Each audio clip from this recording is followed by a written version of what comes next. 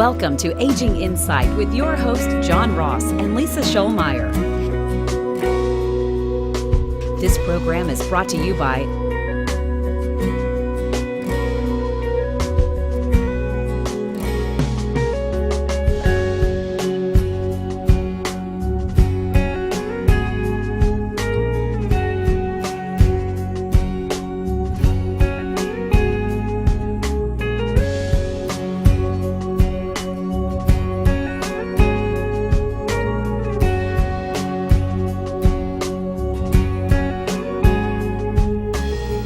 Welcome to another episode of Aging Insight. I'm your host, John Ross, here with my partner, Lisa Shoalmire, and we're elder law attorneys who bring you this program so that we can provide information to you so that hopefully you can get the information you need in order to avoid nursing home care, avoid becoming a burden on your friends and family, and avoid spending every dime of your last savings trying to pay for yourself as you grow older.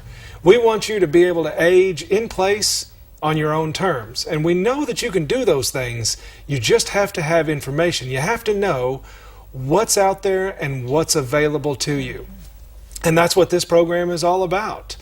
Now, we've talked about lots of different things on this program, and one of the things we have talked about in the past is using veterans benefits in order to help cover some of the costs associated with paying for that long-term care. But, there's some changes in the works. Well, and John, our veterans, we appreciate their service so much. And, a lot of gentlemen particularly, and there's a lot of ladies out there who have served in the armed forces. And whether we're talking about World War II, the Korean conflict, Vietnam, all the way to Gulf Storm and our most recent engagements in Iraq and Afghanistan. Our veterans have served us in a special way, and the Veterans Administration has some special programs that we have discussed on the program before that can assist veterans, particularly over the age of 65, as they look at the aging processes. But there are some changes coming to those programs, and that's what we wanted to update everyone about today. Right. So, the first thing in all of this is to kind of review what it is that we're talking about. Because when it comes to veterans benefits, they generally come in one of three types. You've got retirement benefits, you have service-connected disability benefits, so those would be benefits available to somebody who was injured during their service. And then there's a third type, and these are non-service-connected disability benefits. So if a veteran served at least 90 days of active duty, and at least one of those 90 days was during a period of war, then that veteran is considered a wartime veteran. And as a wartime veteran, if they get to a point where they need somebody else's help with their daily living, maybe they need somebody in the home, maybe they need assisted living, maybe they even need nursing home care, but if they get to that point, there's the possibility that the VA could help with some extra funds. Now, here's where the problem lies with this benefit. This is considered a need-based benefit, which means that you've got to meet certain eligibility requirements. There's income requirements, there's asset requirements. And because of these requirements, and because dealing with the VA can be so complicated, there have been some rather unscrupulous folks out there who have tried to manipulate this system, not for the veterans' benefit, but for themselves. Well, and that's right, John. And sometimes you know how the old saying goes. It just takes one bad apple to ruin the whole barrel, and really that's what we've had happen here. We've had some unscrupulous insurance salesmen who have spoken with wartime veterans, a lot of times in a very vulnerable position, that they need some assistance with their homebound, or they need assisted living.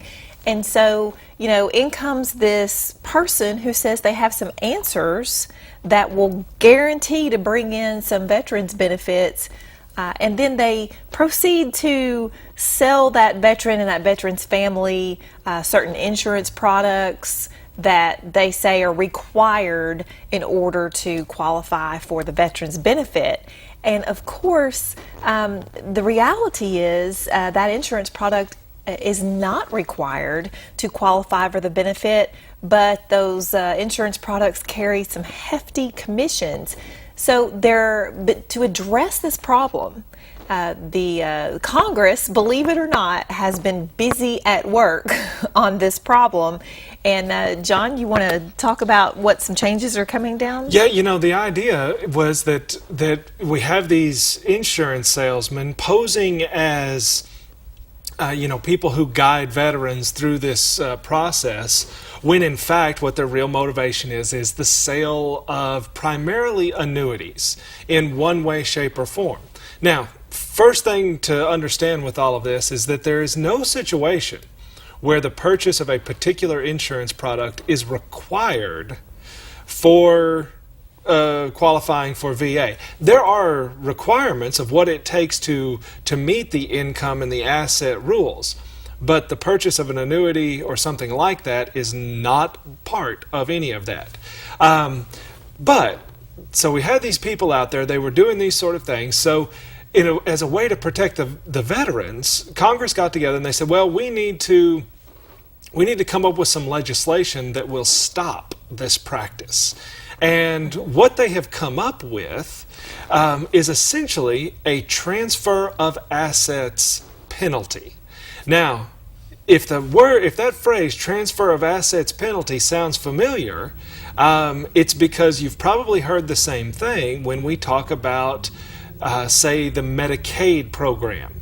The Medicaid program, when you're trying to qualify for, say, Medicaid benefits to pay for nursing home care, they have a rule that says if you have given away any assets, there will be a period of time where you're not qualified. Well, what Congress is proposing is a similar type of transfer penalty as it will relate to these non-service connected disability benefits. Okay, John. So we're talking about a non-service connected veterans benefit. That we're talking about, there is some means testing where there's some income requirements and asset requirements, and we're talking that now on the table we have a potential for a transfer of asset penalty. That's right. Okay. Well, you know what? We're going to take a break, and then when we come back from our break, we're going to get into the details of how this transfer of asset penalty relating to veterans benefits may impact you.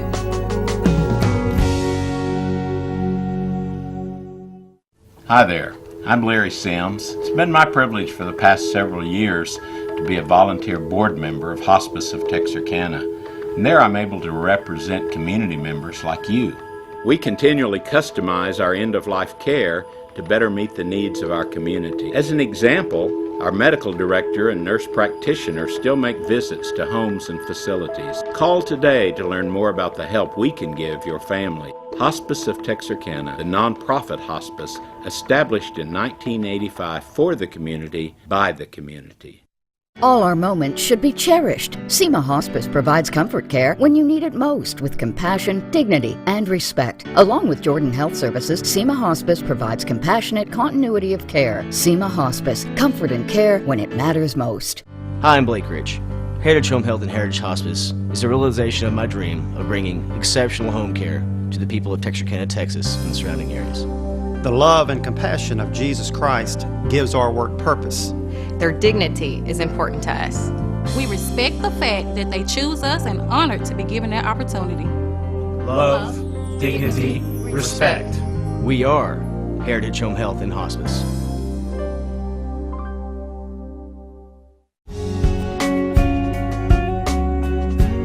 Well, welcome back, everyone, to Aging Insight. I'm Lisa Shoalmire, and I'm here with John Ross. And today we're talking about a topic we've talked about before, veterans benefits, which may be available to a wartime veteran or a surviving spouse of a wartime veteran. But those benefits, which can bring in some monthly income to a person who needs some assistance though there's some requirements that are changing about that benefit since we last visited with you about it. So, John, but when we went to the break, we were talking about some of those changes. So, you were mentioning the term transfer of asset penalty, and that's certainly not something we've heard before connected with a veteran's benefit, this aid and attendance benefit.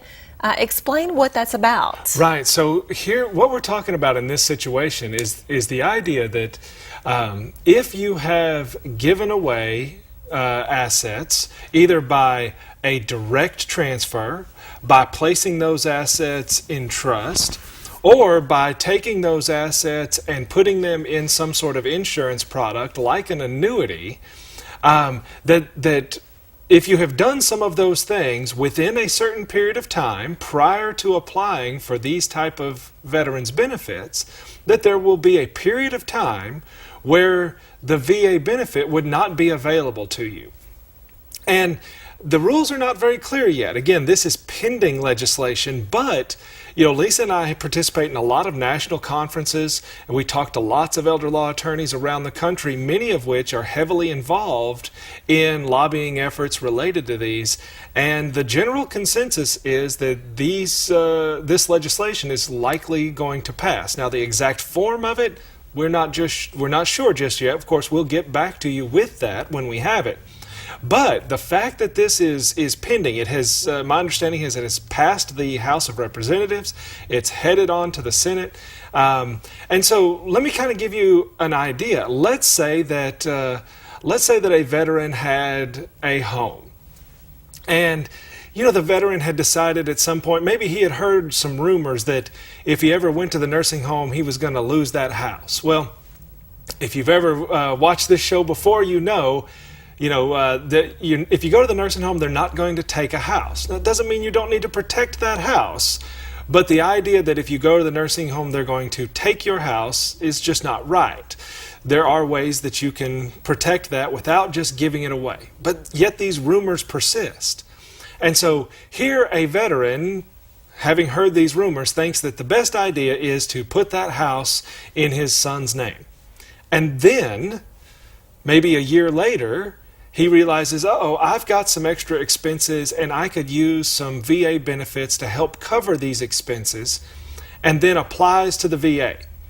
The VA is going to take the amount of that gift, so in this case, the value of the home, and they're going to divide it by the amount of benefits that he might have received. And so let's say that he could get benefits at $3,000 a month, and he gave away a house that was worth, $90,000. Well, if we divide one into the other, we get what is that, 30,000, something like that? Anyway, they're going to use these figures to say, okay, well, we're going to cut the first, say, 30,000 worth of your benefits, which could be 1.5 to 2 years worth of benefits, and then we'll start paying. And so that's the idea, that if you've given away assets, there will be a period of time where they will not pay for you because of this transfer.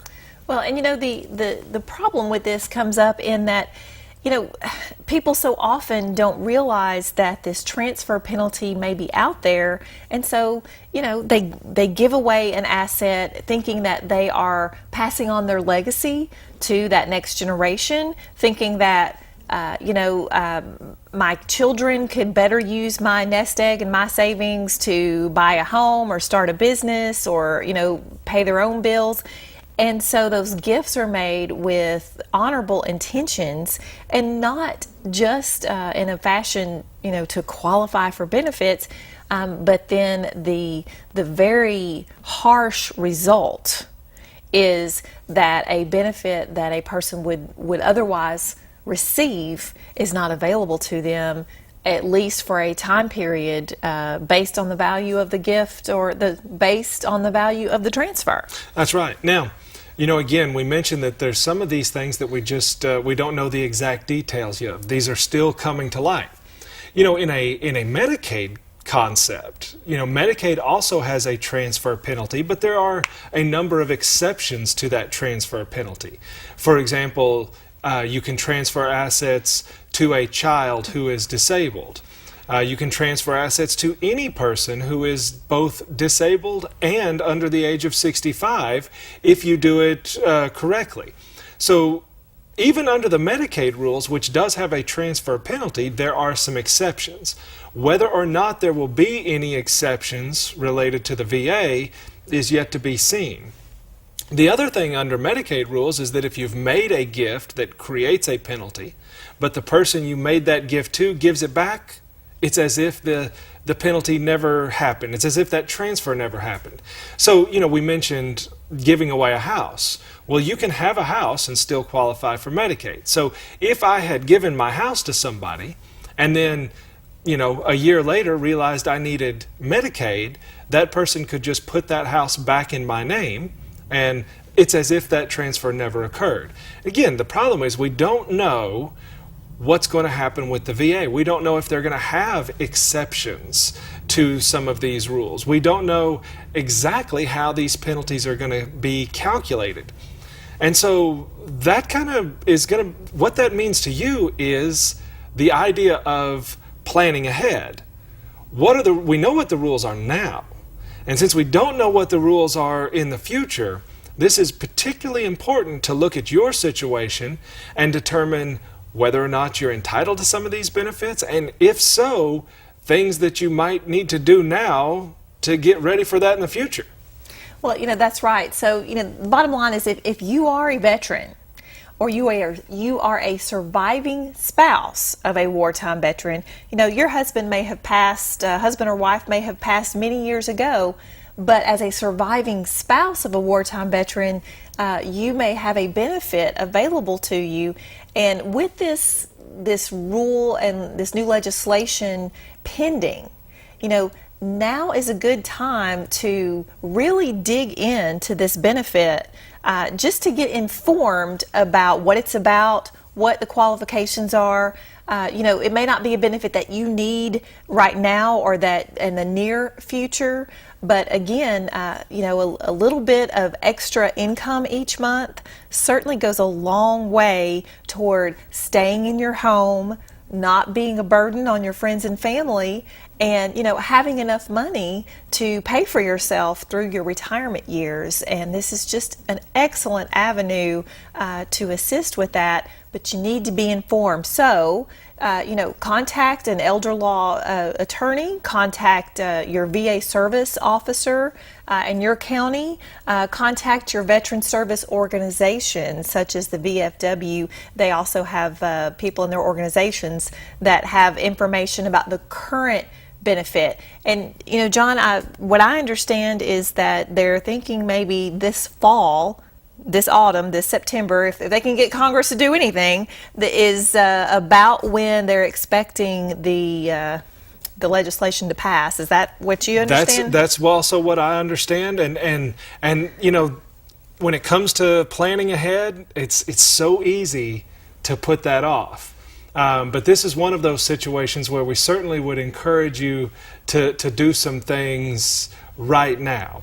And what we're going to do is we're going to take one more break, and when we come back from the break, we're going to give you an idea of who ought to be thinking about this and who ought to be doing some planning right now. So we'll see you in just a second. Windsor Cottage offers a home environment with available assistance. Our mission is to provide ultimate care through dedication and personal attention. Residents enjoy the opportunity to continue their independent lifestyle with dignity. They thrive as they're able to live without the pressures of the hustle and bustle of daily living. Windsor Cottage is committed to a family atmosphere where residents can enjoy companionship and the pleasures of daily activities. At Windsor Cottage, we live the difference. From our first moments to our final days, life's journey should be remembered free of burden and worry. Family should be cherished. SEMA Hospice provides comfort care, dignity, and respect. Learn more about SEMA Hospice at SEMAHospice.com. SEMA Hospice, comfort and care when it matters most. As things get older, they require more care. This car and I have seen a lot of miles together. But because I take care of her, she runs just like she did in 1955. That's why I chose the Wadley Senior Clinic with an individualized care plan designed just for me and a convenient location off Jefferson Avenue. They have everything to keep me running like new. It's not about the miles, it's about the journey. Let the Wadley Senior Clinic keep you happy, healthy, and cruising down the road of life. Welcome back to Aging Insight. And today we've been talking about veterans benefits, in particular the Veterans Aid and Attendance Benefit. And this is a non-service connected, need-based benefit that is available to veterans who served during a period of war and the surviving spouses of those veterans. And we've been talking about the fact that there's some legislation changes coming down the road that is going to impact people who might, at some point in time in the future, need this benefit. And so I think what we first need to do is say, okay, who needs to be looking ahead and figuring out where they sit with this? I mean, I guess the first thing is, would you ever be qualified for it? Well, right. You know, I mean, this is a benefit that's available to wartime veterans. And, you know, John, in our practice in the years we've been doing this, you know, we are seeing fewer and fewer actual World War II veterans. You know, those gentlemen are leaving us and passing on, but there's still a lot of spouses of that World War II veteran out there, as well as people who served in subsequent wars and conflicts. And so the first thing you need to do is check to see if your service or your deceased spouse military service occurred during one of the declared periods of war. Right, and so all you had to do was have 1 day of active duty during a designated period of war. 1 day between X date and Y date. You didn't have to be in combat, you didn't have to be overseas, you just had to be on active duty during a period of war. If you meet that, or you are the surviving spouse of somebody who meets that. And this is where, you know, a lot of people have some misinformation. You did not have to be married to the veteran while they were in the service. You just had to have been married to that veteran for at least 1 year, married to the veteran at the time of their death, and then not remarried. You know, if you remarry, or if you have divorced the veteran, if you divorce the veteran, you divorce the VA. If you remarry, you also lose those benefits, unless, of course, you remarry a veteran. That's right. Wartime veteran. And in which case, if you stay married to that veteran for at least 1 year, you're back in. So it doesn't matter when you were married to him, as long as you were married to him for 1 year, married to him at the time of their death. Now, if you are one of these people, again, your entitlement to this benefit depends on your income and your assets. And given the changes that are coming, there may be things that you need to do to protect your needed resources. You know, for example, if you owned a rent house, if you owned some farmland or some timber interests or some mineral rights, all of these things are things that could impact your eligibility for these benefits. And yet, when it comes down to it, you know, half-grown pine trees are not going to help pay for your care at home. And so here's an asset that could keep you from getting the benefit, but also can't provide for your care. And so trying to figure out, one, are you even eligible for this type of benefit? But if you could be, are there things that you need to do now in order to protect the things that mean something to you, your assets, inherited property, your savings, those sort of things? Because the fact is, with some of these changes, some of the tools that would be available to you today are not going to be there in a couple of weeks, a couple of months, whenever they get around to passing this legislation. So what we need you to do is to look at your situation and say, okay, you know what? I think I am potentially eligible for this. What do I need to do given my situation? That's right. It's all very unique. It's very tailored to each person's individual circumstance. So, you know, it's hard for us to say with a broad stroke, you know, that, you know, this benefit is definitely available to you. You need to check it out for yourself. That's right. And when you go about checking this out, get good advice. if you're talking to somebody about veterans benefits, they should be either a VA service officer. So, for example, in our area, we have Mr. Harmon down at the Miller County Courthouse, and we have Mr. Kunkel, who's up there at the New Boston Courthouse. They're there to help with VA benefits. If you're not talking to one of them, you need to be talking to somebody who is an accredited VA attorney. Not any old attorney, an accredited VA attorney, and certainly not an insurance agent. If somebody's trying to sell you insurance to get you veterans benefits, you should turn around and walk away. You're talking to the wrong person. That's right. And you know, while we're on the topic of veterans benefits today, there was one thing I wanted to mention, John, and that has to do with a lot of our Vietnam War veterans. You know, this generation is that baby boom generation. They're hitting 65, 68, 70 years old. And they're having a lot of, they may be aging and having some issues related to that. But if we have any Vietnam War veterans out there, you also need to take a special look at benefits you may qualify for, because those Vietnam area vets, there's a lot of special provisions for those veterans. Well, and in fact, there has also been some legislation particularly related to certain diseases that they have determined may come from Agent Orange exposure. And so you might be having heart trouble, you might be having diabetes, or you might have the first signs of Parkinson's, or who knows what it is, and you might not necessarily think that that's related to that service, but it could be. And so even if you are, you don't need these need-based benefits, there may be other service-connected benefits. So regardless, if you're a veteran out there, stay on top of it and check these things out to make sure.